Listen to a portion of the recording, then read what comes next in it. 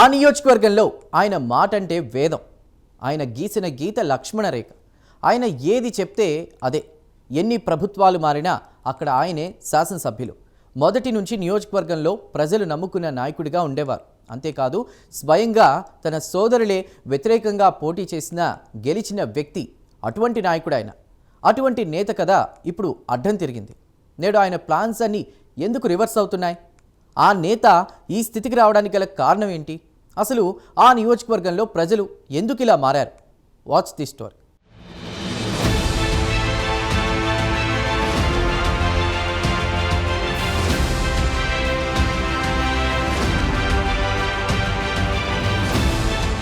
శ్రీకాకుళం జిల్లా నరసన్నపేట నియోజకవర్గం ఓ ప్రత్యేకత సంతరించుకుంది. ఇక్కడ ధర్మాన కుటుంబం తిరుగులేని రాజకీయం చేసింది. మొదట్లో ధర్మాన ప్రసాదరావు ఎమ్మెల్యేగా గెలుపొందారు. ఆ తర్వాత శ్రీకాకుళం నియోజకవర్గానికి ధర్మాన తన అన్నయ్య ధర్మాన కృష్ణదాస్ను అక్కడ శాసనసభ్యునిగా పోటీకి నిలబెట్టి ఎమ్మెల్యేను చేశారు. ఆ తర్వాత కృష్ణదాస్ ప్రజలతో మమేకమై తనదైన శైలిలో దూసుకువెళ్లి రాజకీయాల్లో ముద్ర వేసుకున్నారు. రాష్ట్రంలో కాంగ్రెస్ పార్టీలో కీలక నేతగా ఉన్న ధర్మాన ప్రసాదరావు వైఎస్ రాజశేఖర్ రెడ్డి హయాంలో కూడా పనిచేశారు. కృష్ణదాస్ మొదట కాంగ్రెస్ పార్టీ తరపున శాసనసభ్యునిగా ఎన్నికయ్యారు. ఆ తర్వాత వైఎస్ రాజశేఖర్ రెడ్డి హెలికాప్టర్ ప్రమాదంలో మరణించిన తర్వాత అనేక రాజకీయ పరిణామాలు చోటు చేసుకున్నాయి. ఆయన కొడుకు వైఎస్ జగన్మోహన్ రెడ్డి వైసీపీని స్థాపించారు. అయితే వైఎస్ఆర్ ఉన్న అభిమానంతో జగన్ పక్కన చేరారు ధర్మాన కృష్ణదాస్. అయితే అప్పట్లో జిల్లా కాంగ్రెస్ నుంచి వైసీపీలో చేరిన ఒకే ఒక శాసనసభ్యుడు ఆయనే కావడం విశేషం.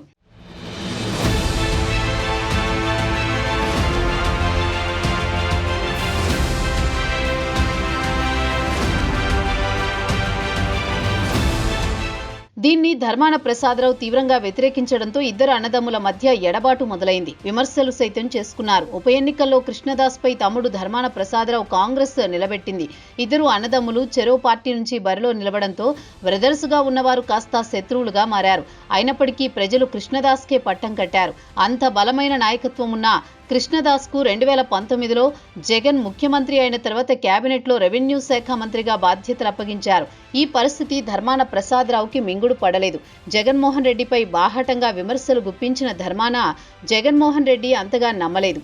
కొద్ది రోజుల తర్వాత వైఎస్ఆర్ కాంగ్రెస్ పార్టీలో చేరిన ధర్మాన కృష్ణదాస్ అడ్డంకిగా మారడం, ఒకే వరలో రెండు కత్తులు ఉండలేవన్నట్టు ఇద్దరూ కూడా ఒకే పార్టీలో ఉంటూ రాజకీయం చేయడం కుటుంబంలో చిచ్చు రేగింది.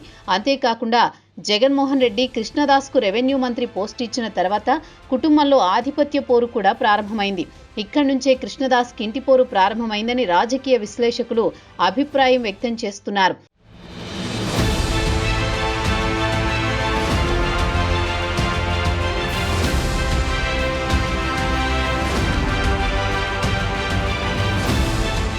పేరుకి కృష్ణదాస్ మంత్రిగా ఉంటే చక్రమంతా ఆయన భార్య, కొడుకు కృష్ణ చైతన్య వారి చేతుల్లోకి తీసుకోవడం, అటు కార్యకర్తలు ఇటు ప్రజలు చాలా ఇబ్బందులు ఎదుర్కొన్నారు. వైఎస్ జగన్మోహన్ రెడ్డి ప్రభుత్వంలో 2.5 సంవత్సరాలు మంత్రిగా పనిచేసిన కృష్ణదాస్ నియోజకవర్గంలో అవినీతిని మూటగట్టుకున్నారు.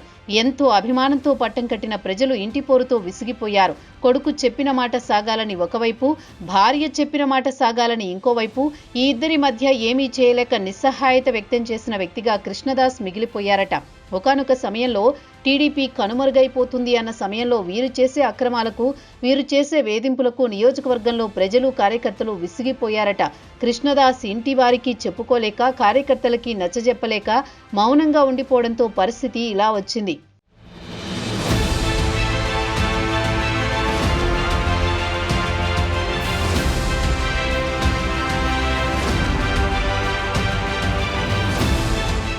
రెండు 2024లో జరిగిన ఎన్నికల్లో కృష్ణదాస్ ఓడిపోయిన తర్వాత నియోజకవర్గంలో తన రాజకీయ జీవితం మసకబారుతుందని తెలుసుకున్నారట. కుటుంబ కలహాలు, కుటుంబంలో ఆధిపత్య పోరు కృష్ణదాస్ రాజకీయ జీవితంలో మైనస్గా మారిందని రాజకీయ పండితుల అభిప్రాయం. వారసుని రాజకీయాలకు తీసుకురావాలని ప్రత్యక్ష రాజకీయాల్లోకి కృష్ణ చైతన్యను తెరపైకి తీసుకొచ్చారు. ప్రజలకి, కార్యకర్తలకి చైతన్య మీ నాయకుడంటూ ప్రకటన ఇస్తున్నారు. దీన్ని బట్టి చూస్తే ధర్మాన కృష్ణదాస్ రాజకీయ సన్యాసం చేస్తారా? వారసుని కోసం రాజకీయాన్ని త్యాగం చేస్తారా? వారసుని కోసం ప్రత్యక్ష రాజకీయాల నుంచి తప్పుకుంటారా?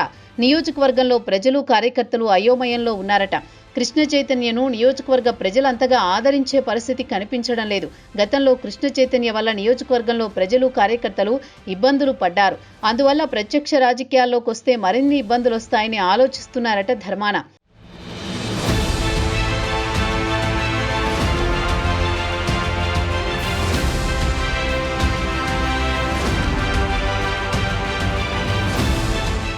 ఈ తరుణంలో రాబోయే ఎన్నికల్లో తన వారసుడైన చైతన్యను గెలిపించుకోకపోతే ఆ ఇంట్లో రాజకీయం ఉండదని ఆందోళన చెందుతున్నారు.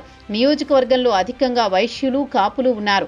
ఈ రెండు కులాలకి వీరు పెద్దగా ప్రస్తుతానికి ఆకర్షించలేకపోతున్నారు. అందువల్ల దీన్ని బగ్గు రమణమూర్తి క్యాష్ చేసుకుంటున్నారని ప్రచారం జరుగుతోంది. అలాగే రాబోయే ఎన్నికల్లో ధర్మాన కుటుంబానికి రాజకీయ మనుగడ లేకుండా చేయాలనేదే రమణమూర్తి స్కెచ్. ఈ పరిస్థితుల్లో వారసుడి కోసం తీవ్ర ప్రయత్నాలు కృష్ణదాస్ చేయడం, చివరికి తాను రాజకీయాల్లో ఉండనని పరోక్షంగా సంకేతాలు ఇవ్వడం నియోజకవర్గంలో హాట్ టాపిక్ గా మారింది. ముందు రాజకీయ భవిష్యత్తు ఈ కుటుంబానికి ఉంటుందా? నియోజకవర్గ ప్రజలు తిరిగి పట్టం కడతారా అనేది వేచి చూడాలి.